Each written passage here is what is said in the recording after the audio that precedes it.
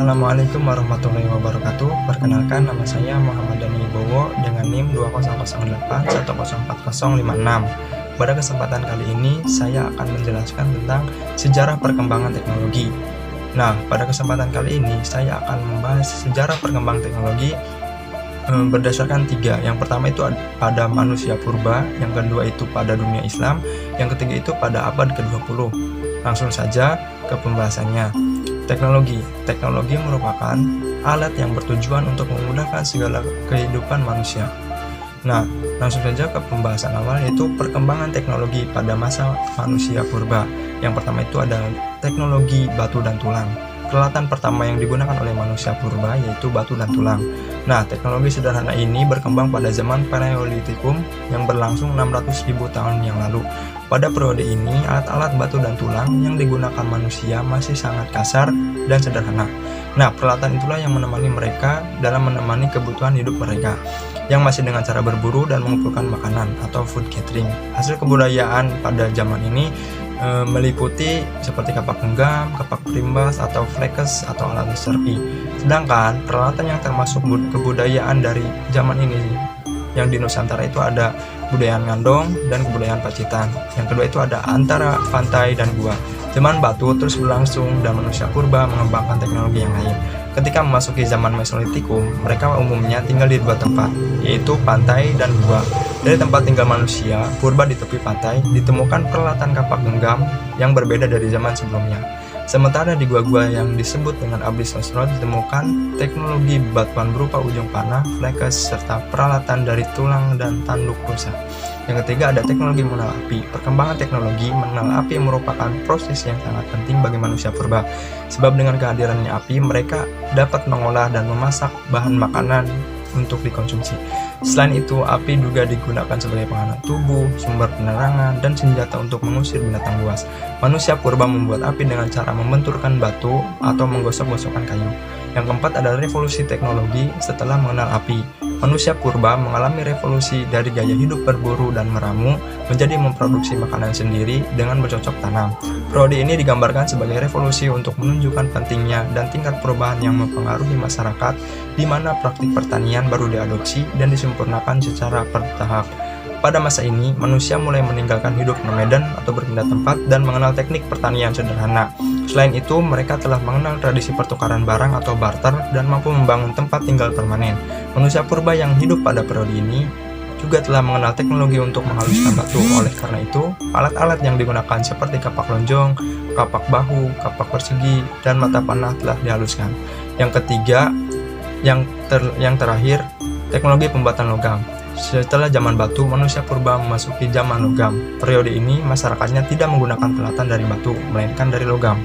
Manusia purba yang hidup pada zaman logam dikatakan telah mengembangkan teknologi yang cukup tinggi, karena logam tidak dapat dipecah dan dipahat sebagaimana mudahnya batu. Nah, untuk membuat peralatan, bahan-bahan dari logam harus diolah dan dilebur dan dibentuk. Zaman logam disebut juga dengan zaman perundagian. Sebab di dalam masyarakat muncul golongan undagi yang terampil di bidangnya masing-masing. Beberapa contoh peralatan yang dihasilkan teknologi pembuatan logam adalah nekara, kapak corong, arca perunggu, dan bejana perunggu. Nah, yang kedua itu ada perkembangan teknologi di dunia Islam. Yang pertama itu ada perkembangan teknologi pada masa zaman Nabi. Nah, pada zaman para nabi ini, perkembangan teknologi sebetulnya sudah lumayan maju. Hal ini dibuktikan dengan banyaknya kisah-kisah dalam Al-Quran tentang bagaimana kehidupan para nabi.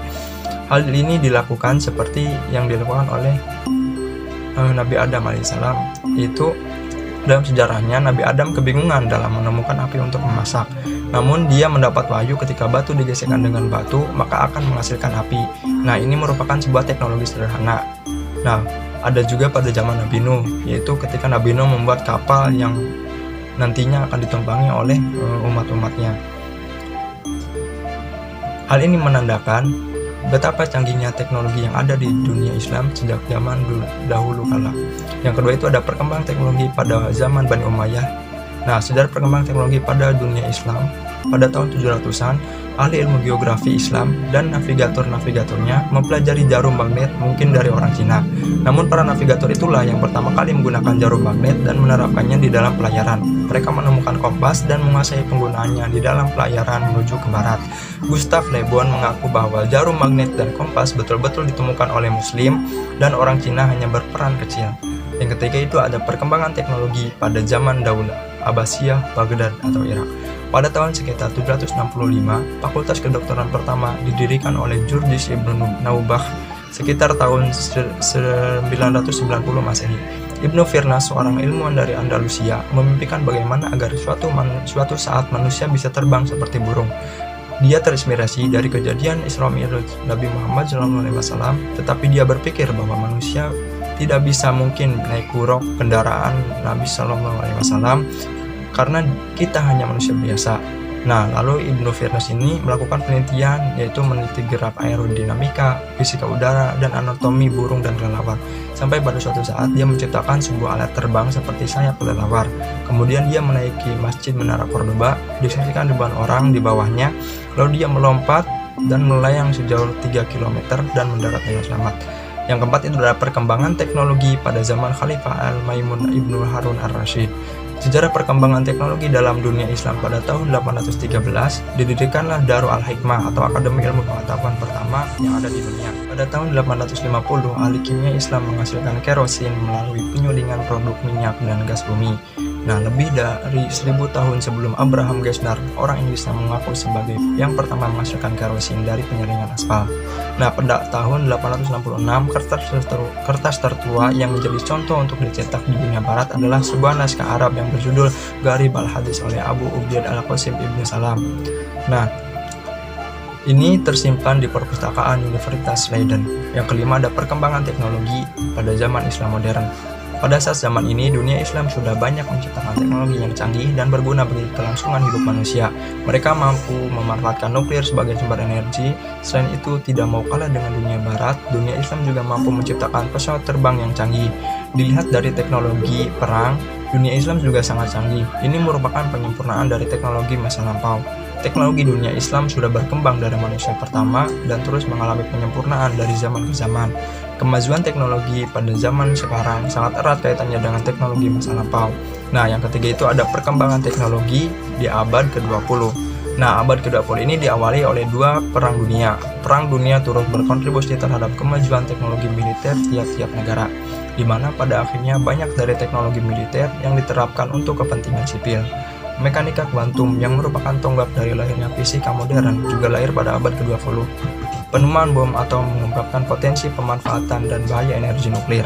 Penemuan transistor yang dianggap salah satu penemuan terpenting manusia nantinya akan mengubah ukuran komputer jauh lebih kecil dari mula-mulanya. Selain Perang Dunia Kedua, Perang Dingin juga turut berkontribusi terhadap kemajuan teknologi antariksa. Pada masa ini, manusia pertama kali dapat mendarat di bulan. Penemuan DNA pada masa ini membuka babak baru dari ilmu genetik.